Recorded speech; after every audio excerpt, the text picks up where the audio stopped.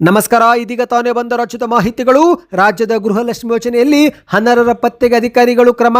ತಾಂತ್ರಿಕ ದೋಷ ಸರಿಪಡಿಸಿ ಅರ್ಹರಿಗೆ ಜಮೆ ಮಾಡುವಂತೆ ಜಿಲ್ಲಾಧ್ಯಕ್ಷರಿಂದ ಸೂಚನೆ. ಮೇ ತಿಂಗಳವರೆಗಿನ 31 ಕಂತು ಜಮೆ ಮಾಡಿದ ಸರ್ಕಾರ ಈ ಜಿಲ್ಲೆಯ ಫಲಾನುಭವಿಗಳಿಗೆ 2,000 ರೂಪಾಯಿ ಬಂದಿದೆ. ನಿಮ್ಮ ಖಾತೆಗೆ ಬಂದಿಲ್ವಾ? ಹಾಗಾದ್ರೆ ವಿಡಿಯೋ ಸ್ವಲ್ಪನೂ ಸ್ಕಿಪ್ ಮಾಡಬೇಡಿ. ವಾಟ್ಸಪ್ ಬಳಕೆದಾರರೇ ಎಚ್ಚರ. ಮದುವೆ ಇನ್ವಿಟೇಷನ್ ಕ್ಲಿಕ್ ಮಾಡಿದ್ರೆ ಹಣ ಕಳೆದುಕೊಳ್ಳಬೇಕಾಗುತ್ತೆ. ಬೆಂಗಳೂರಲ್ಲಿ ವಾಟ್ಸಪ್ ಬಳಕೆದಾರರೊಬ್ಬರು 9,96,000 ರೂಪಾಯಿ ಕಳೆದುಕೊಂಡಿದ್ದಾರೆ. ಏನಿದು ಮಾಹಿತಿ ನೋಡೋಣ. ಇನ್ನು ಭಾರತದ ಸಾಲ 201 ಲಕ್ಷ ಕೋಟಿ ದಾಟಿದೆ. 11 ವರ್ಷಗಳ ಲೆಕ್ಕಾಚಾರ ಬಿಡುಗಡೆ ಮಾಡಿದ ಕೇಂದ್ರ ಸರ್ಕಾರ. ಎಲ್ಲ ಮಾಹಿತಿ ನೋಡೋಣ ಸ್ನೇಹಿತರೆ. ಇನ್ನು ರಾಜ್ಯದ ರೈತರ ಸಾಲ ಮನ್ನಾವಾಗುತ್ತಾ? ಸಾಲ ಮನ್ನಾ ಜೊತೆಗೆ ಬಡ್ಡಿ ಮನ್ನಾವೂ ಕೂಡ ಆಗಲಿ ಎಂದ ರೈತರು ರಾಜ್ಯ ಸರ್ಕಾರದ ವಿರುದ್ಧ ಬಿಜೆಪಿ ನಾಯಕರು ಕೂಡ ಪ್ರತಿಭಟನೆ. ಸಾಲ ಮನ್ನಾ ಬಗ್ಗೆ ಮುಖ್ಯವಾದ ಮಾಹಿತಿ. ಇನ್ನು ಬಂಗಾರ ಪ್ರಿಯರಿಗೆ ಮತ್ತೊಂದು ಶಾಕಿಂಗ್ ಸುದ್ದಿ. ಇಳಿಕೆ ಕಂಡ ಬಂಗಾರ ಈಗ ಗಗನಮುಖಿಯಾಗಿ ಏರಿಕೆ ಆಗ್ತಾ ಇದೆ. ಶ್ರಾವಣ ಮಾಸದಲ್ಲಿ ಚಿನ್ನ ಖರೀದಿ ಮಾಡಬೇಕಾ ಮಾಡಬಾರದು ಎಂಬ ಒಂದು ಶಾಕಿಂಗ್ ಮಾಹಿತಿ ಕೂಡ ನೋಡೋಣ.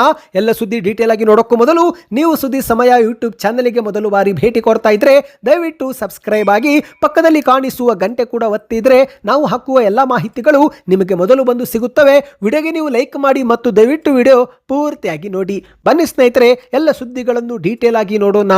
ನೀವು ಕೂಡ ಗೃಹಲಕ್ಷ್ಮಿ ಯೋಜನೆ ಫಲಾನುಭವಿಗಳಾಗಿದ್ರೆ ಈಗಲೇ ವಿಡಿಯೋಗೆ ಲೈಕ್ ಮಾಡಿ ಮತ್ತು ನಿಮ್ಮ ಬ್ಯಾಂಕ್ ಖಾತೆಗೆ 2,000 ರೂಪಾಯಿ ಬಂದಿದ್ರೆ ಯಾವಾಗ ಬಂದಿದೆ ಕಮೆಂಟ್ ಮಾಡಿ. ಯಾಕಂದ್ರೆ ಜುಲೈ 16ರಂದು 2,400 ಕೋಟಿ ರೂಪಾಯಿ ಹಣವನ್ನು ಸರ್ಕಾರ ಬಿಡುಗಡೆ ಮಾಡಿರುವ ಮಾಹಿತಿ ವರದಿಯಾಗಿದೆ. ಹೌದು ಸ್ನೇಹಿತರೆ, ಇದುವರೆಗೆ ಸರ್ಕಾರ 31 ಕಂತು ಜಮಾ ಮಾಡುವ ಮೂಲಕ ಅರ್ಹ ಫಲಾನುಭವಿಗಳ ಬ್ಯಾಂಕ್ ಖಾತೆಗೆ 62,000 ರೂಪಾಯಿ ಹಾಕಿದೆ ಎಂದು ಮಾಧ್ಯಮಗಳಲ್ಲಿ ತೋರಿಸಲಾಗ್ತಾ ಇದೆ. ಅಂದ್ರೆ ಇದುವರೆಗೆ ಮೇ ತಿಂಗಳವರೆಗಿನ ಕಂತು ಜಮೆ ಮಾಡಲಾಗಿದೆ. ಈಗ ಜೂನ್ ಮತ್ತು ಜುಲೈ ತಿಂಗಳ ಕಂತು ಅಂದ್ರೆ 4,000 ರೂಪಾಯಿ ಈಗಲೂ ಕೂಡ ಜಮೆ ಆಗುವುದು ಬಾಕಿ ಉಳಿದಿದೆ. ಅಂದ ಹಾಗೆ ಸ್ನೇಹಿತರೆ, ಇತ್ತೀಚೆಗಷ್ಟೇ ಮಾಧ್ಯಮಗಳ ಮುಂದೆ ಡಿ.ಕೆ. ಶಿವಕುಮಾರ್ ಅವರು 2-3 ದಿನಗಳಲ್ಲಿ ಗೃಹಲಕ್ಷ್ಮಿ ಯೋಜನೆ ಫಲಾನುಭವಿಗಳು ಮತ್ತೊಮ್ಮೆ ಮರು ಅರ್ಜಿ ಹಾಕಬೇಕು ಎಂಬ ಹೇಳಿಕೆ ಕೊಟ್ಟಿದ್ರು. ಆದರೆ ಇದುವರೆಗೆ ಸರ್ಕಾರದಿಂದ ಅಧಿಕೃತವಾದ ಆದೇಶ ಅಥವಾ ಅರ್ಜಿ ಸಲ್ಲಿಕೆ ಕುರಿತಂತೆ ಯಾವುದೇ ಮಾರ್ಗಸೂಚಿ ಬಿಡುಗಡೆ ಆಗಿಲ್ಲ. ಹಾಗಾಗಿ ಗೃಹಲಕ್ಷ್ಮಿ ಯೋಜನೆ ಫಲಾನುಭವಿಗಳು ಆತಂಕ ಪಡುವ ಅಗತ್ಯವಿಲ್ಲ. ಹೌದು ಸ್ನೇಹಿತರೆ, ಈಗಲೇ ನೀವು ಯಾವುದೇ ಒಂದು ಆತಂಕ ಪಡುವ ಅಗತ್ಯವಿಲ್ಲ. ಯಾಕಂದ್ರೆ ಗೃಹಲಕ್ಷ್ಮಿ ನವೀಕರಣಕ್ಕಾಗಿ ಅಥವಾ ಮರು ಅರ್ಜಿ ಸಲ್ಲಿಕೆ ಸಂಬಂಧ ಕುರಿತಂತೆ ಸರ್ಕಾರದಿಂದಲೇ ಯಾವುದೇ ಅಧಿಕೃತ ಅಧಿಸೂಚನೆ ಹೊರಡಿಸಿಲ್ಲ. ಅಂದ ಹಾಗೆ ಸ್ನೇಹಿತರೆ, ಗೃಹಲಕ್ಷ್ಮಿ ಯೋಜನೆಯಡಿಯಲ್ಲಿ ಇದುವರೆಗೆ ತೆರಿಗೆ ಪಾವತಿ ಮಾಡುತ್ತಿರುವರು ಮತ್ತು ಮೃತಪಟ್ಟವರ ಬ್ಯಾಂಕ್ ಖಾತೆಗೂ ಹಣ ರವಾನೆ ಆಗುತ್ತಿರುವ ಮಾಹಿತಿ ಲಭ್ಯವಾಗಿದ್ದು, ಹಾಗಾಗಿನೇ ಅನರ್ಹರನ್ನು ಯೋಜನೆಯಿಂದ ಕೈಬಿಡುವ ಉದ್ದೇಶದೊಂದಿಗೆ ಗೃಹಲಕ್ಷ್ಮಿ ಯೋಜನೆ ಫಲಾನುಭವಿಗಳಿಂದ ಮರು ನವೀಕರಣಕ್ಕೆ ಅರ್ಜಿ ಕರೆಯಲು ಚಿಂತನೆ ಮಾಡಲಾಗಿದೆ. ಆದರೆ ಸಂಪುಟ ಸಭೆಯಲ್ಲಿ ಮಾರ್ಗಸೂಚಿಗೆ ಒಪ್ಪಿಗೆ ಸಿಕ್ಕ ನಂತರವೇ ಬಯೋಮೆಟ್ರಿಕ್ ಅಥವಾ ಇತರೆ ಕಾರ್ಯಾಚರಣೆ ನಡೆಯಲಿವೆ. ಅಲ್ಲಿವರೆಗೆ ಫಲಾನುಭವಿಗಳು ಆತಂಕ ಪಡುವ ಅಗತ್ಯವಿಲ್ಲ. ಮತ್ತು ಸ್ನೇಹಿತರೆ, ಇಲ್ಲಿ ಗುಡ್ ನ್ಯೂಸ್ ಏನೆಂದರೆ ಈ ಒಂದು ಮರು ನವೀಕರಣ ವೇಳೆ ಅಂಗನವಾಡಿ ಕಾರ್ಯಕರ್ತೆಯರನ್ನು ಕೂಡ ಬಳಸಿಕೊಳ್ಳಲಾಗುವುದು ಎಂದು ಸರ್ಕಾರ ಹೇಳಿದೆ. ಅಂದ್ರೆ ಫಲಾನುಭವಿಗಳು ಕರ್ನಾಟಕವನ್ನು ಬೆಂಗಳೂರುವನ್ನು ಅಥವಾ ಇತರೆ ಕೇಂದ್ರಕ್ಕೆ ಹೋಗಲು ಆಗಲಿಲ್ಲವೆಂದರೆ ಅಂಗನವಾಡಿಯ ಸಹಾಯಕರು ಅಥವಾ ಕಾರ್ಯಕರ್ತೆಯರು ಮನೆ ಮನೆಗೆ ಭೇಟಿ ಕೊಟ್ಟು ಕೂಡ ಅಗತ್ಯ ದಾಖಲೆಗಳನ್ನು ಮನೆಯಲ್ಲಿನೇ ಪರಿಶೀಲಿಸಿ ಅಪ್ರೂವ್ ಮಾಡಲಿದ್ದಾರೆ. ಅಂದ್ರೆ ಮನೆ ಬಾಗಿಲಲ್ಲಿನೇ ಎಲ್ಲ ಕೆಲಸವೂ ಕೂಡ ಪೂರ್ತಿಯಾಗಲಿದೆ ಸ್ನೇಹಿತರೆ. ಹಾಗಾಗಿ ಯಾವುದೇ ಕಾರಣಕ್ಕೂ ಆತಂಕ ಪಡುವ ಅಗತ್ಯವಿಲ್ಲ ಎಂದು ಅಧಿಕಾರಿಗಳು ಸ್ಪಷ್ಟಪಡಿಸಿದ್ದಾರೆ. ಮತ್ತು ಈಗ ಗೃಹಲಕ್ಷ್ಮಿ ಯೋಜನೆಯಲ್ಲಿ ತಾಂತ್ರಿಕ ದೋಷಗಳು ಕೂಡ ಬೆಳಕಿಗೆ ಬಂದಿವೆ. ಹೌದು, ದಕ್ಷಿಣ ಕನ್ನಡದ ಜಿಲ್ಲಾ ಗ್ಯಾರಂಟಿ ಯೋಜನೆಗಳ ಅನುಷ್ಠಾನ ಅಧ್ಯಕ್ಷರಾಗಿರುವ ಭರತ್ ಮುಂಡೋಡಿ ಎನ್ನುವರು ಇತ್ತೀಚೆಗೆ ಸಭೆಯೊಂದರಲ್ಲಿ ಶಾಕಿಂಗ್ ಹೇಳಿಕೆ ಕೊಟ್ಟಿದ್ದಾರೆ. ಅದೇನೆಂದ್ರೆ, ತಾಂತ್ರಿಕ ದೋಷದಿಂದಾಗಿ ಜೀವಂತವಾಗಿದ್ದರೂ ಕೂಡ ಕೆಲ ಫಲಾನುಭವಿಗಳು ಮೃತ ಎಂದು ತೋರಿಸಲಾಗುತ್ತಿದ್ದು, ಅಂತಹ ಸಮಸ್ಯೆ ಸರಿಪಡಿಸಿ ಅವರಿಗೆ ಹಣ ಜಮಾ ಆಗುವಂತೆ ನೋಡಿಕೊಳ್ಳಿ ಎಂದು ಶಿಶು ಅಭಿವೃದ್ಧಿ ಅಧಿಕಾರಿಗಳಿಗೆ ಸೂಚನೆ ಕೊಟ್ಟಿದ್ದಾರೆ. ಹೌದು, ಮೃತಪಟ್ಟ ಫಲಾನುಭವಿಗಳ ನಿಖರ ಮಾಹಿತಿ ಪರಿಶೀಲಿಸಿ ಒಂದೊಮ್ಮೆ ಮೃತಪಟ್ಟವರ ಬ್ಯಾಂಕ್ ಖಾತೆಗೆ ಹಣ ಜಮಾ ಆಗಿದ್ರೆ ಅದನ್ನ ಸರ್ಕಾರಕ್ಕೆ ಮರು ಜಮೆ ಮಾಡಲು ಸೂಕ್ತ ಕ್ರಮ ವಹಿಸಿ, ಅದರ ಜೊತೆಗೇನೆ ಜೀವಂತವಾಗಿದ್ದ ಕೆಲ ಫಲಾನುಭವಿಗಳನ್ನು ಕೂಡ ಮೃತ ಎಂದು ತೋರಿಸಲಾಗುತ್ತಿದ್ದು, ಈ ಒಂದು ಸಮಸ್ಯೆಯನ್ನು ಕೂಡ ತ್ವರಿತಗತಿಯಲ್ಲಿ ಸರಿಪಡಿಸಿ ಹಣ ಜಮಾ ಆಗುವಂತೆ ನೋಡಿಕೊಳ್ಳಿ ಎಂದು ಸೂಚನೆ ಕೊಟ್ಟಿದ್ದಾರೆ. ನಿಮ್ಮ ಬ್ಯಾಂಕ್ ಖಾತೆಗೆ ಹಣ ಜಮಾ ಆಗ್ತಾ ಇದೆಯಾ? ಕಮೆಂಟ್ ಮಾಡಿ. ಬನ್ನಿ ಗೆಳೆಯರೆ, ಒಂದು ಶಾಕಿಂಗ್ ಮಾಹಿತಿಗೆ ಹೋಗೋಣ. ಇಂದಿನ ದಿನಗಳಲ್ಲಿ ಪ್ರತಿಯೊಬ್ಬರ ಮೊಬೈಲ್ನಲ್ಲಿ ವಾಟ್ಸಪ್ ಇದ್ದು ವಾಟ್ಸಪ್ ಬಳಕೆದಾರರು ಸ್ವಲ್ಪ ಈಗ ಜಾಗೃತರಾಗಬೇಕು. ಯಾಕಂದ್ರೆ ಇತ್ತೀಚಿನ ದಿನಗಳಲ್ಲಿ ಎಷ್ಟೋ ಜನರು ವಾಟ್ಸಪ್ ಮೂಲಕವೇ ಹಣವನ್ನು ಕಳೆದುಕೊಳ್ಳುತ್ತಿದ್ದಾರೆ. ಹೌದು ಗೆಳೆಯರೆ, ಇದೀಗ ಸೈಬರ್ ವಂಚಕರು ಹಣವನ್ನು ದೋಚಲು ಏನೆಲ್ಲ ತಂತ್ರ ಉಪಯೋಗಿಸುತ್ತಾರೆ ಎಂಬುದಕ್ಕೆ ಮತ್ತೊಂದು ಉದಾಹರಣೆ ಸಿಕ್ಕಿದೆ.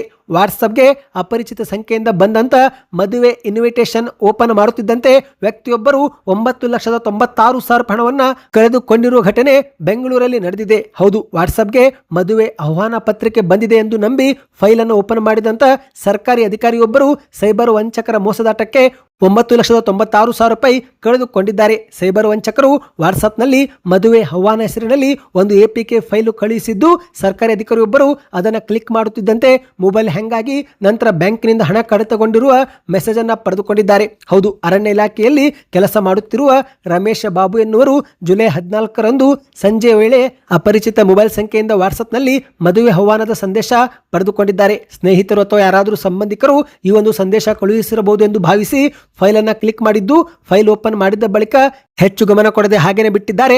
ನಂತರ 15 ನಿಮಿಷಗಳ ಒಳಗೆ ಮೊಬೈಲ್ಗೆ ಬ್ಯಾಂಕ್ ಖಾತೆಯಿಂದ ಹಣ ಕಡಿತವಾಗುತ್ತಿರುವ ಮೆಸೇಜ್ಗಳು ಬರಲು ಆರಂಭಿಸಿವೆ. ತಕ್ಷಣವೇ ಖಾತೆ ಪರಿಶೀಲನೆ ಮಾಡಿದಾಗ 9,96,000 ಹಣವನ್ನು ವಿವಿಧ ಹಂತಗಳಲ್ಲಿ ವಂಚಕರು ತಮ್ಮ ಖಾತೆಗೆ ವರ್ಗಾವಣೆ ಮಾಡಿಕೊಂಡಿರುವುದು ಗೊತ್ತಾಗಿದೆ. ಇದರಿಂದ ಗಾಬರಿಯಾದಂಥ ರಮೇಶ್ ಬಾಬು ಅವರು ಉತ್ತರ ವಿಭಾಗದ ಸೈಬರ್ ಪೊಲೀಸ್ ಠಾಣೆಗೆ ದೂರು ಕೊಟ್ಟಿದ್ದಾರೆ. ಸದ್ಯ ಪೊಲೀಸರು ಪ್ರಕರಣ ದಾಖಲಿಸಿಕೊಂಡು ತನಿಖೆ ಆರಂಭ ಮಾಡಿದ್ದಾರೆ. ಒಟ್ಟಿನಲ್ಲಿ ಸ್ನೇಹಿತರೆ, ಅಪರಿಚಿತ ಸಂಖ್ಯೆಯಿಂದ APK ಫೈಲ್ ಅಥವಾ ಲಿಂಕ್ ಬಂದರೆ ಸ್ವಲ್ಪ ನೀವು ಎಚ್ಚರಿಕೆ ವಹಿಸುವುದು ಅಗತ್ಯವಿರುತ್ತೆ. ಯಾಕಂದ್ರೆ ಕಷ್ಟಪಟ್ಟು ದುಡಿದಂತ ಹಣ ಕ್ಷಣ ಮಾತ್ರದಲ್ಲೇ ಬೇರೆಯವರ ಪಾಲಾಗುತ್ತೆ. ಇತ್ತೀಚಿನ ದಿನಗಳಲ್ಲಿ ವಾಟ್ಸ್ಆಪ್ನಲ್ಲಿ APK ಫೈಲ್ಗಳು ತುಂಬಾನೇ ವೈರಲ್ ಆಗುತ್ತಿವೆ. ಕೆಲ ಫೈಲ್ಗಳು ಗೂಗಲ್ ಪ್ಲೇಸ್ಟೋರ್ನಲ್ಲಿ ಸಿಗೋದಿಲ್ಲ, ಹಾಗಾಗಿ ವಾಟ್ಸ್ಆಪ್ನಲ್ಲಿ ಇನ್ಸ್ಟಾಲ್ ಮಾಡಿಕೊಳ್ಳಿ ಎಂದು ಕಳುಹಿಸಲಾಗುತ್ತೆ.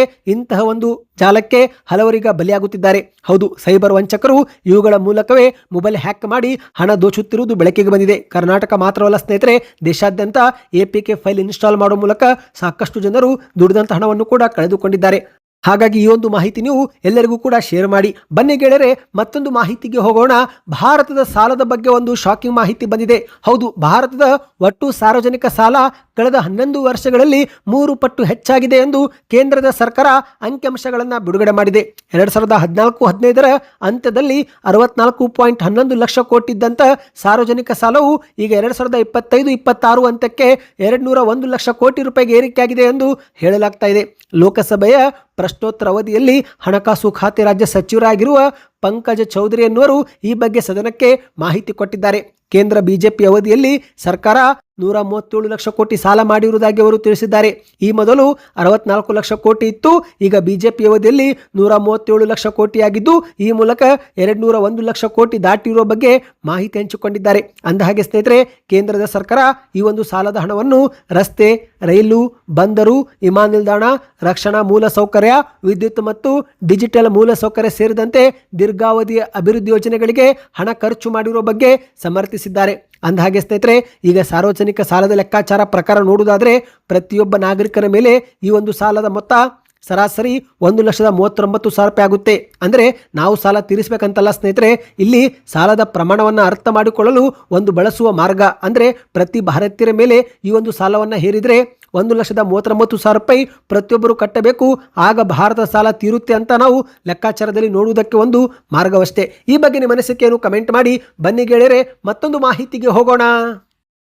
ಇದೀಗ ರಾಜ್ಯದಲ್ಲಿ ಮತ್ತೊಮ್ಮೆ ಸಾಲ ಮನ್ನಾ ಮಾಡಬೇಕು ಎನ್ನುವ ಒತ್ತಡಗಳು ಕೇಳಿ ಬರ್ತಾ ಇವೆ. ಹೌದು ಸ್ನೇಹಿತರೆ, ಇತ್ತೀಚೆಗಷ್ಟೇ DK ಶಿವಕುಮಾರ್ ಅವರು ಬರಗಾಲ ವೀಕ್ಷಣೆಗೆಂದು ಕಲಬುರಗಿ, ಬೀದರ, ಬೆಳಗಾವಿ ಜಿಲ್ಲೆಗೆ ಭೇಟಿ ಕೊಟ್ಟಂತ ವೇಳೆ ಹಲವು ಜನರು ಸಾಲವನ್ನೇ ಮನ್ನಾ ಮಾಡುವ ಒಂದು ಪ್ರಮುಖ ಬೇಡಿಕೆಯನ್ನು ಮುಖ್ಯಮಂತ್ರಿ ಮುಂದೆ ಇಟ್ಟಿದ್ದಾರೆ. ಆಗ DK ಶಿವಕುಮಾರ್ ಅವರು ಕೂಡ ಸಾಲ ಮನ್ನಾ ಮಾಡುವುದು ಅಷ್ಟೊಂದು ಸುಲಭದ ಕೆಲಸವಲ್ಲ, ಆದರೂ ಕೂಡ ತಳಮಟ್ಟದಿಂದ ಮಾಹಿತಿ ಪಡೆದುಕೊಂಡು ಸಾಲ ಮನ್ನಾ ಬಗ್ಗೆ ಪರಿಶೀಲನೆ ಮಾಡಲಾಗುವುದು ಎಂದು ಭರವಸೆ ಕೊಟ್ಟಿದ್ದಾರೆ. ಇದರಿಂದ ರೈತರಲ್ಲಿ ಎಲ್ಲೋ ಒಂದು ಕಡೆ ಸಾಲ ಮನ್ನಾವಾಗಬಹುದು ಎನ್ನುವ ಆಶಾ ಕಿರಣ ಮೂಡಿದೆ.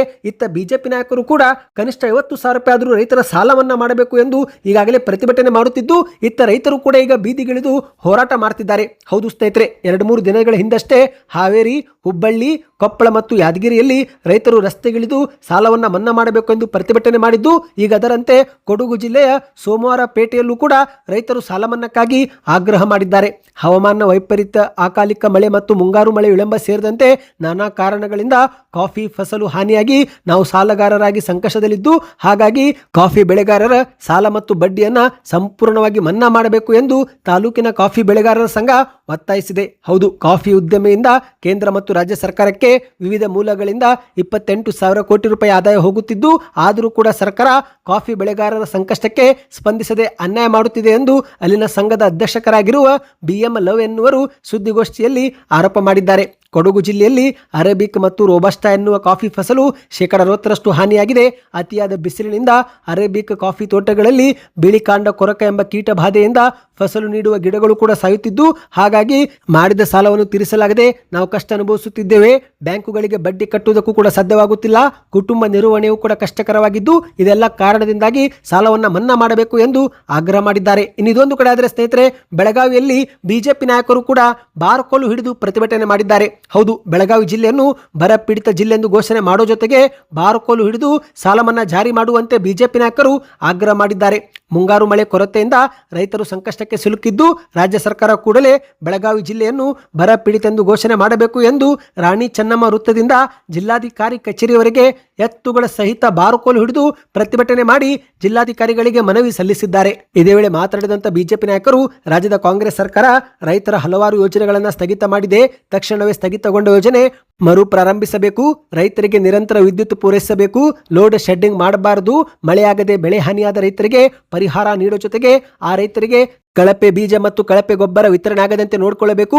ಮುಖ್ಯವಾಗಿ ಸಾಲ ಮನ್ನಾವನ್ನು ಜಾರಿ ಮಾಡಬೇಕು ಎಂದು ಆಗ್ರಹ ಮಾಡಿದ್ದಾರೆ. ನೀವು ಕೂಡ ಬೆಳೆ ಸಾಲ ಮಾಡಿ ನಷ್ಟ ಅನುಭವಿಸಿದ್ರೆ ಕಮೆಂಟ್ ಅಲ್ಲಿ ಸಾಲ ಮನ್ನಾ ಎಂದು ಕಮೆಂಟ್ ಮಾಡಿ. ಇದರಿಂದ ನಮಗೂ ಕೂಡ ಒಂದು ಉತ್ತಮ ಫೀಡ್ಬ್ಯಾಕ್ ಸಿಗುತ್ತೆ. ಬನ್ನಿ ಗೆಳೆಯರೆ, ಮತ್ತೊಂದು ಮಾಹಿತಿಗೆ ಹೋಗೋಣ. ಕಳೆದ 2 ದಿನಗಳಿಂದ ಚಿನ್ನದ ಬೆಲೆಯಲ್ಲಿ ಏರಿಕೆಯಾಗಿದೆ. ಹೌದು ಸ್ನೇಹಿತರೆ, ಸೋಮವಾರ ಸ್ವಲ್ಪ ಏರಿಕೆ ಕಂಡ ಬಂಗಾರ ಈಗ ಮಂಗಳವಾರ ಜುಲೈ 21ರಂದು ಮತ್ತೊಮ್ಮೆ ಏರಿಕೆಯಾಗಿದೆ. ಬೆಂಗಳೂರಲ್ಲಿ 22 ಕ್ಯಾರೆಟ್ 1 ಗ್ರಾಂ ಚಿನ್ನದಲ್ಲಿ 70 ರೂಪಾಯಿ ಏರಿಕೆ ಆಗುವ ಮೂಲಕ ಪ್ರತಿ ಗ್ರಾಂ 22 ಕ್ಯಾರೆಟ್ ಬಂಗಾರ 13,220 ರೂಪಾಯಿ, ಅಂದ್ರೆ 10 ಗ್ರಾಂಗೆ 1,32,200 ರೂಪಾಯಿ. ಇತ್ತ 24 ಕ್ಯಾರೆಟ್ 1 ಗ್ರಾಂ ಚಿನ್ನದಲ್ಲಿ 76 ರೂಪಾಯಿ ಅಧಿಕವಾಗಿದ್ದು 14,422 ರೂಪಾಯಿ ಆಗಿದೆ. ಅಂದ್ರೆ 10 ಗ್ರಾಂ ಅಪರಂಜಿ ಚಿನ್ನ 1,44,200 ರೂಪಾಯಿ. ಸ್ನೇಹಿತರೆ, ಬೆಳ್ಳಿ ಬೆಲೆಯಲ್ಲಿ ಯಾವುದೇ ಏರಿಕೆ ಇಳಿಕೆ ಕಂಡು ಬಂದಿಲ್ಲ. ಬೆಳ್ಳಿ ದರ ಯಥಾಸ್ಥಿತಿ ಮುಂದುವರೆದಿದ್ದು 1 ಗ್ರಾಂ ಬೆಳ್ಳಿ 235 ರೂಪಾಯಿ, ಅಂದ್ರೆ 10 ಗ್ರಾಂಗೆ 2,350 ರೂಪಾಯಿ ಆಗಿದೆ. ಮತ್ತು ಸ್ನೇಹಿತರೆ, ಈಗ ಮತ್ತೊಂದು ಮಾಹಿತಿ ಏನೆಂದರೆ, ಶ್ರಾವಣ ಮಾಸದಲ್ಲಿ ಚಿನ್ನ ಖರೀದಿ ಮಾಡುವುದು ಶುಭನೋ ಅಥವಾ ಅಶುಭೋ ಎನ್ನುವ ಒಂದು ಪ್ರಶ್ನೆ ಇದೆ. ಹೌದು, ಶ್ರಾವಣ ಮಾಸವನ್ನು ಹಿಂದೂ ಮಾಸಗಳಲ್ಲೇ ಅತ್ಯಂತ ಪವಿತ್ರ ಮಾಸವೆಂದು ಪರಿಗಣಿಸಲಾಗುತ್ತೆ. ಈ ಒಂದು ಮಾಸವನ್ನು ಶಿವನ ಆರಾಧನೆ ಮತ್ತು ಶಿವನ ಪೂಜೆಗೆ ಮೀಸಲಿಡಲಾಗುತ್ತೆ. ಇನ್ನು ಕೆಲವರು ಪಾರ್ವತಿಯನ್ನು ಕೂಡ ಪೂಜೆ ಮಾಡುವ ಮೂಲಕ ಸೋಮವಾರ ಎಂಬ ವೃತವನ್ನು ಕೂಡ ಆಚರಿಸುತ್ತಾರೆ. ಇನ್ನು ಶ್ರಾವಣ ಮಾಸದಲ್ಲಿ ಐಶ್ವರ್ಯ ನೀಡುವ ಲಕ್ಷ್ಮೀ ದೇವಿಯನ್ನು ಕೂಡ ಪೂಜಿಸಲಾಗುತ್ತೆ.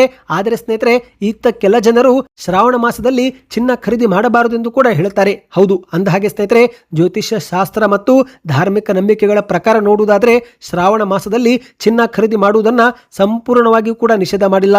ಚಿನ್ನ ಖರೀದಿ ಮಾಡಿದರೆ ಅಶುಭ ಉಂಟಾಗುತ್ತೆ ಎಂದು ಎಲ್ಲೂ ಕೂಡ ಉಲ್ಲೇಖವಾಗಿಲ್ಲ. ಹಾಗಾಗಿ ಚಿನ್ನ ಖರೀದಿ ಮಾಡಬಹುದು ಎಂದು ಕೆಲವರು ಹೇಳ್ತಾರೆ.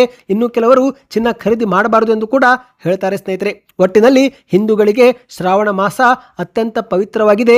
ಶ್ರಾವಣ ಮಾಸದಲ್ಲಿ ಶಿವನ ಭಕ್ತಿ, ತಪಸ್ಸು, ಧ್ಯಾನ ಮಾಡಿದರೆ ಪುಣ್ಯವು ಕೂಡ ಲಭಿಸುತ್ತೆ ಎಂದು ಕೂಡ ಹೇಳಲಾಗುತ್ತೆ. ಸ್ನೇಹಿತರೆ, ಒಟ್ಟಿನಲ್ಲಿ ಶ್ರಾವಣ ಮಾಸದಲ್ಲಿ ಚಿನ್ನ ಖರೀದಿ ಮಾಡಬಹುದು, ಯಾವುದೇ ಅಶುಭ ಇಲ್ಲ ಎಂದು ಜ್ಯೋತಿಷ ಶಾಸ್ತ್ರಗಳು ಇಲ್ಲಿ ಹೇಳುತ್ತವೆ. ಸ್ನೇಹಿತರೆ, ಸದ್ಯಕ್ಕಿಷ್ಟೇ ಇತ್ತು. ಈ ಎಲ್ಲ ಮಾಹಿತಿಗಳು ಇಷ್ಟವಾಗಿದ್ರೆ ಚಾನಲ್ಗೆ ಸಬ್ಸ್ಕ್ರೈಬ್ ಮಾಡ್ಕೊಳ್ಳಿ. ನಿಮ್ಮ ಅನಿಸಿಕೆಗಳನ್ನು ಕಮೆಂಟ್ ಮಾಡ್ತಾ ವಿಡಿಯೋನ ಆದಷ್ಟು ಶೇರ್ ಮಾಡಿ.